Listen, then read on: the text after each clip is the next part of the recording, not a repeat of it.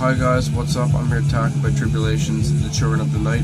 Now, this is their third album and it came out on April 20th, 2015, and it was released on Century Media Records. And basically this is when their sound took a complete shift from what everyone was used to, and I'm going to get into that. And maybe you guys like this album or you hate this album and you want them to go back to what they used to sound like, but you can leave that down in the comments and I'll probably read it.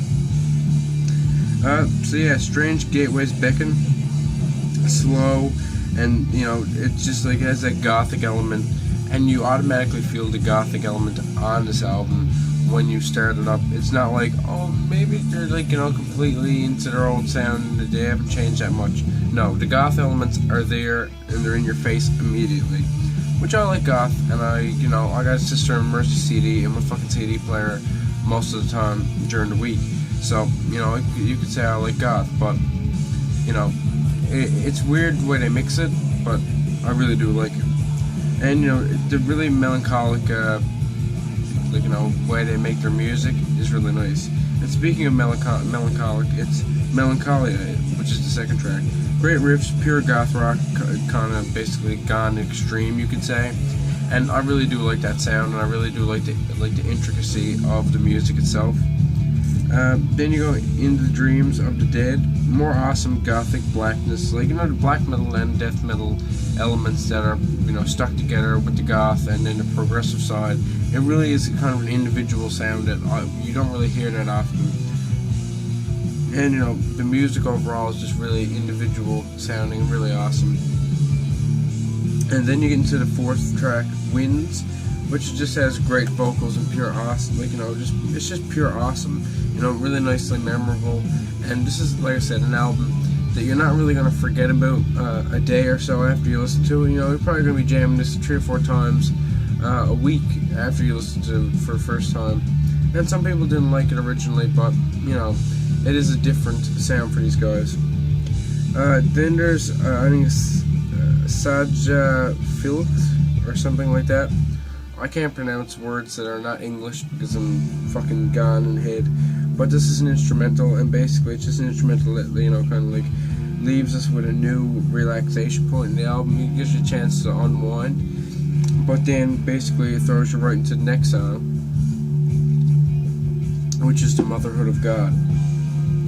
Great intro, and just oozes gothic elements. And the melodies are really awesome, and awesome riffs, and it just ties together really, really nicely. And the melodic side they show here isn't too soft for extremer fans, and it's not too heavy for people who like their metal a bit softer at times. And you move on to the 7th track, Strains of Horror. Just really, really beautiful track, really awesome, and you can just listen to it over and over, and you're not going to get bored. Same thing with Holy Libations or Libations. Basically just really chill opening, and I've already spoke about a version of this on their single from early in the year, The Death and Rebirth of Tribulation, which was a demo version. But it just this is a better sound, and the riff after the opening is memorable as fuck. Like, you're just gonna remember this song pretty well off this album. And then there's Cod Pavanus or Pavanus. Instrumental, another really emotional instrumental that kind of leaves you relaxed for the time being, and then you get thrown right back into music from the other. A slow brooding track that leaves a dark impression. It's a bit I found it a bit lackluster at times, a little bit lifeless, but it's not a bad song. It's just not my favorite on this album. I'd say it's my least favorite on the album, actually. Then there's 100 Years, the Cure cover that they done. Now this was re-released on a single called Waiting for the Death Blow in October of 2015. But it's gothic through and through, because that's what the Cure were. They basically, there's a lot of Cure elements in the gothic sound that these guys adopted, in my opinion. And then there's the last song, Lone Dam Dreams, a bonus, faster track, just another really awesome song. And overall, it's not a bad song on this release, in my opinion. If I'm going to give this a score overall, I'm going to give it an 87 out of 100. It's not as good as The Horror. It's better than Formulas of Death, in my opinion. It basically it's good, but it's not as good as what they were in 2009. But I really do like their new sound. I'm not saying it's bad at all in any way. An 89 is a hard score to get from me, typically. So yeah, really great album. Go check it out.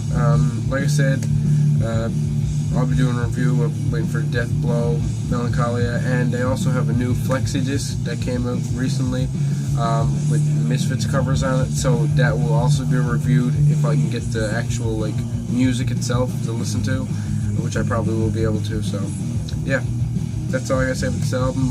Look forward to the next review I do, which is Tribulation's Waiting for the Death Blow. See you guys, and have a great day.